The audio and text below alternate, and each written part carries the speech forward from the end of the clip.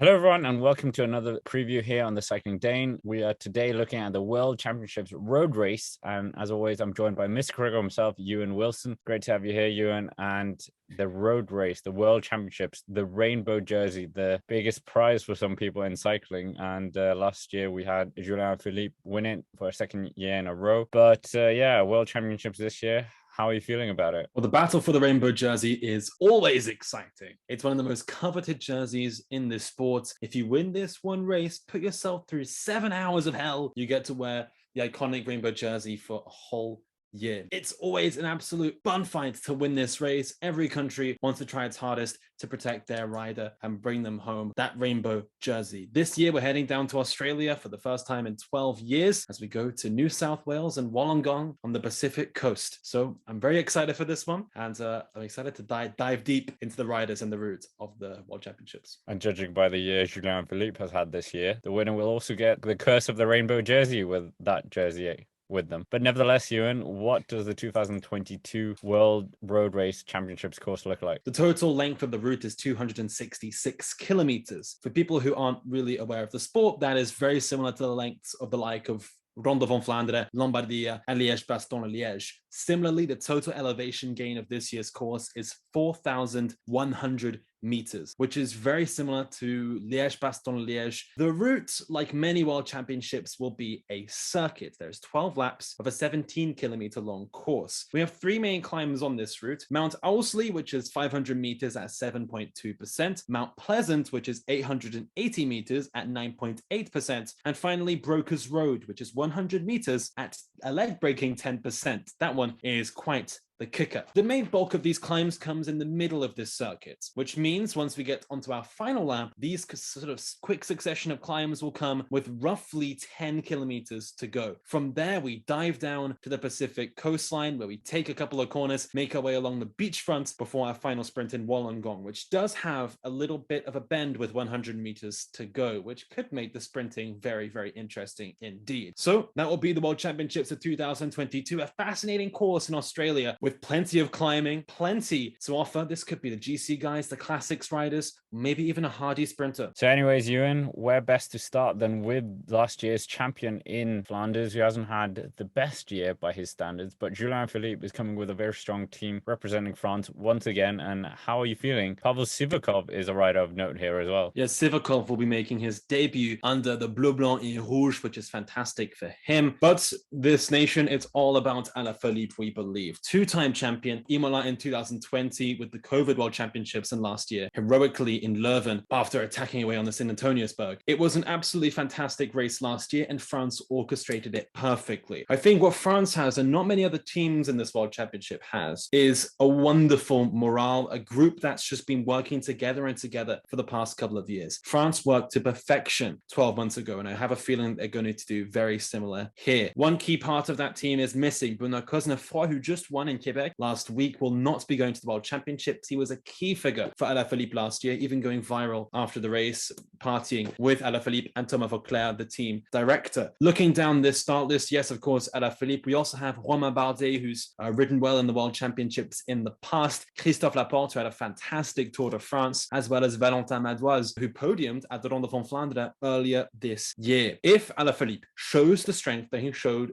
during the opening week of this Vuelta a España, I think he's got a very good chance of doing well. Alaphilippe pulled something out of the bag when we weren't expecting it last year. France are going to come into this with morale very high. They have a good squad, and they're going to try very hard to deliver Alaphilippe all the way to the end. But Alaphilippe, if he shows the form that he has shown many, many times in one-day racing, he's very hard to beat. I completely agree. Across the board, it's a very interesting team. Julian Philippe is probably the one I have the least faith in, courtesy of his crash. But Christophe Laporte, we can't not mention him. He feels like after changing from Cofidis to Jumbo-Visma, he's become a whole new rider while winning a stage in Tour de France, what he did at Paris-Nice as well. And then obviously I'm going to talk about Tour of Denmark, where he won it, which was a bit weird, but he won the toughest stage, the Queen stage of the Tour of Denmark, which is nothing to go by, but it's still something. He's not just this sprinter hardy man. He can do something, but I'm not sure if he can live up to a world championship. Yeah, so Laporte has never finished a world championship race that he started. He started 3, never finished. Looking as well to this race, it's almost identical in terms of elevation gain to Liège-Bastogne-Liège. He's never started that race. He's only ever been sent to San Remo and Ronde van Vlaanderen, which have roughly half of the elevation gain of this World Championship course and Liège-Bastogne-Liège. I'm not convinced this is a Laporte route, but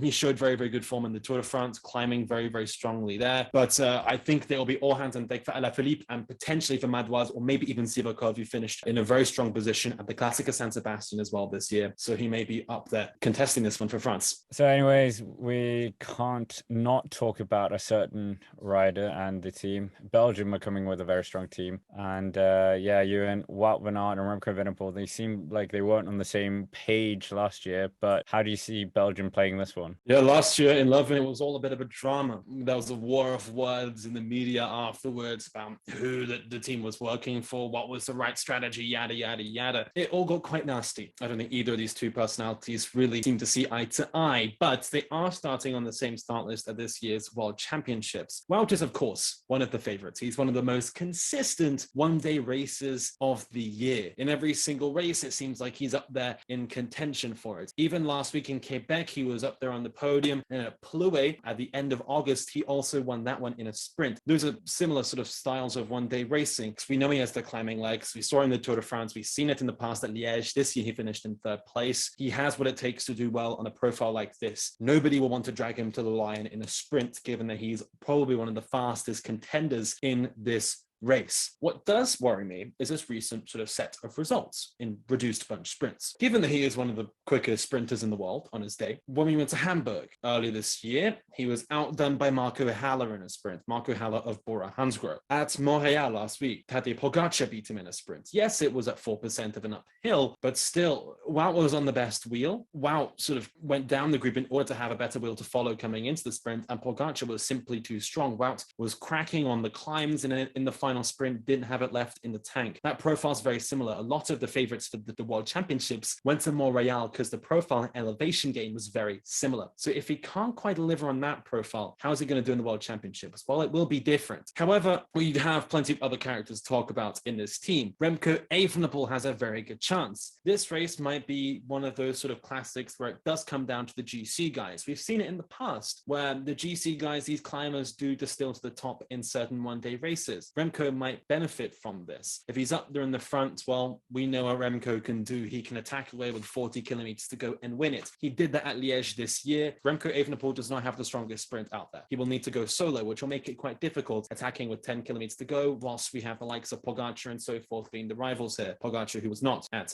Liège-Bastogne-Liège this year. I think Belgium, though, Scott, have a problem. The World Championships, it's a race of many chapters. We see sort of group squad with 80 kilometers to go that seem a bit futile, but they force other countries to chase, the countries that aren't involved in the move, or if there's one sort of slightly threatening rider. Last year, we saw Belgium not really get involved in that many moves early in the day. Belgium haven't been the best team at the World Championships in the past. It's been 10 years since they last won the road race with Philippe Gilbert, and that all came down to the final climb, for instance. This year, I think it's going to be a lot harder for them to control. I think all eyes will be on them because they have Wout and Remco. Maybe we need to look towards their number 3, Quinten Hermans, to deliver a strong result. He finished 2nd place at Liège-Bastogne-Liège, out sprinting Wout van Aert in a reduced bunch sprint. Whilst all the eyes are on Wout and Remco like they were last year, we might see Quinten Hermans deliver a really, really good result for Belgium. But I'm not quite convinced this is a guaranteed rainbow jersey for the Kingdom of Belgium. Yeah, I think you touched on some very good points with the course having the same elevation as Liège-Bastogne-Liège and them having the podium, essentially. It definitely looks very good. It is kind of the Brazil of football.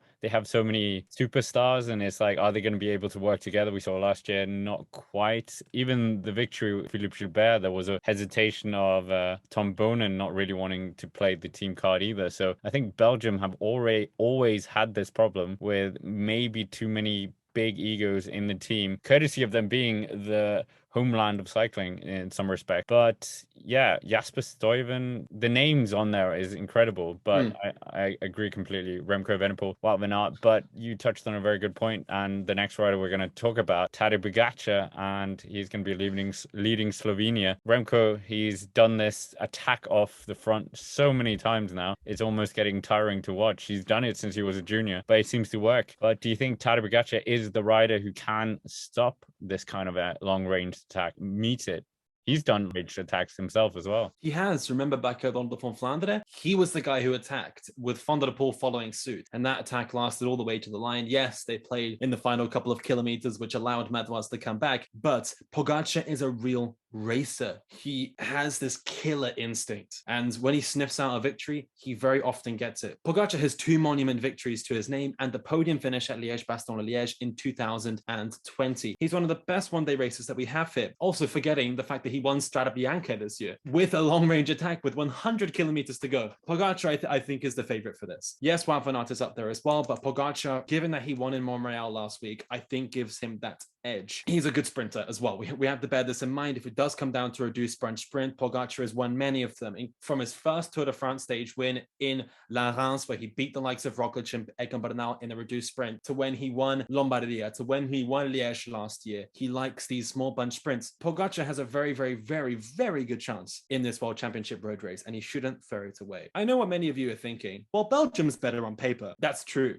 But Belgium have many cooks in the kitchen, as we have spoken about. Slovenia only have one, really, with Pogacar. I think it's maybe a good thing that we don't have Mohoric and Primož here to sort of cloud the leadership game, but as well, they would have been very good teammates. But looking down the start list, we have Domen Novak, who rode really, really strongly in the Tour of Slovenia. He will be Pogacar's teammate next year. We also have a very informed Jan Polance and Jan Tratnik, who knows Pogacar well. Tratnik was fantastic riding for Pogacar in other international races in the past, and I think he'll do very well here once again. So I think Pogacar's in a very, very good position to do well. Given that we have Wout van Aert as a favorite, though I don't quite know if he'll outsprint him on that flat profile that we're going to see in Wollongong, but if Wout is out the mix, Pogacar is one of the best sprinters in this pack. Yeah, I really think Belgium need to play together if they're going to be doing anything against a certain Tadej Pogacar. But we can't mention Tadej Pogacar and Wout van Aert without mentioning Mathieu van der Poel and the Dutch team that are also coming. A very strong team here with Mathieu van der Poel, Dylan van Baal, one of them as well, the Paris-Roubaix winner, Bauke Mollema, and yeah, Ewan, this is a very strong team that they're sending. We're almost spoiled for choice thinking about the previous 4 riders we've been headlining with, all Strade Bianche winners. They might have one thing in common here. Mathieu van der Poel, yes, okay, he retired from the Tour de France. We haven't seen much of him since, which does make it a little bit hard to see where van der Poel is at. He was at this race the other week, the Ezegem Classic. He didn't have the highest caliber field. He beat Yves Lampard, to be fair, but van der Poel there apparently was very, very good, and we could see that as a sign of confidence coming into this UCI World Road Race Championships. This course does suit him. In the past, he's only done one Liège-Bastogne-Liège, which once again is the profile that suits this race the most, and he came in 6th place in that coveted one that was won by Primož Roglic. He certainly can ride on a profile like this in the length and with the hills. On paper, it suits him. However, you never know with Van der Poel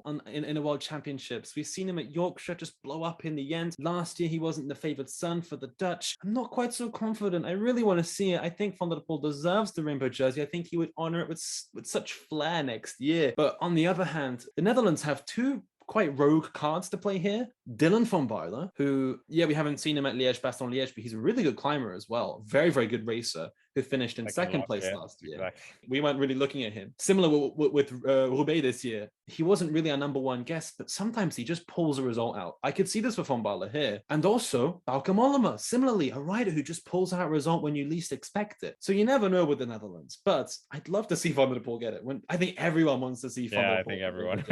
I think either, yeah, well, you wouldn't want to see Wout, but I think either of them would be very popular. Wout would be extremely popular, and I think he deserves it given all he's done to cycling. Similar for Van der Poel, similar for Pogacar. Well, we can't not focus on the home nation as well, Australia.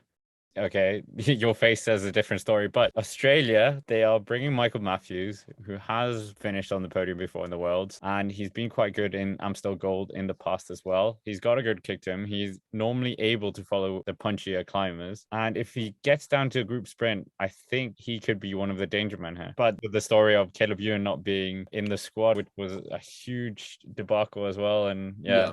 bit of a shame really for him. Yeah, I'm just looking at his results now. 27th in Bretagne. It's a race he's won in the past. Second in Quebec, which is strong for him. 13th in Montreal. Michael Matthews likes a hardy profile. It'll be great to see a home victory. We haven't seen one in a while, but I just don't think he's got the edge in 2022 to take this. His team is made up of a lot of really strong climbers who might actually just grind down the field once we get to these steeper climbs. Michael Matthews, I think, is one of the few people in this race who could probably challenge Wout van Aert if it does come down to a sprint with both of them involved. So I wish Australia all the best, but I just don't think it's going to be their year. 2008 last home winner, Alessandro Ballan. So anyways, just considering some of the outsiders, Joao Almeida, who's coming off a very strong performance at the Vuelta a España, is coming here. And then obviously the Norwegians are here as well, who are normally quite good at the Worlds. But the team that I'm really focused on that I hope do really well is the Eritrean team, who have, of course, have a cluster of superstars now. Mario Ikudo's coming, and Tesfacion, and of course, Vinny Girmay. They're looking to do something here. I have to mention Denmark as well. Alexander Kamp could do very well at this race,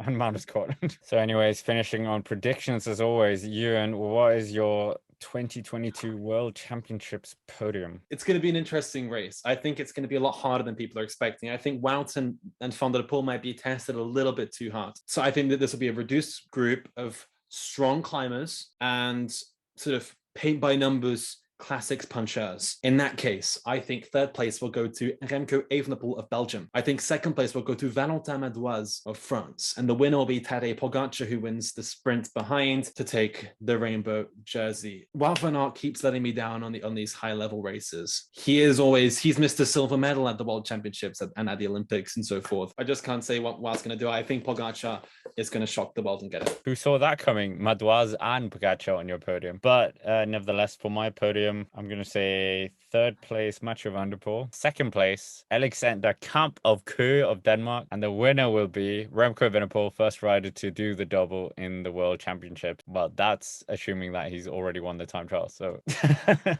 yeah, never been done before. Is Remco going to be the first one? Well, we said the same for Wout last year. Come on. Anyways, that's basically it for this video. Thank you very much for watching. Make sure to drop down below what you have thought in terms of who you think is going to win the rainbow jersey. And as always, make sure to subscribe to the channel, and we will see you around.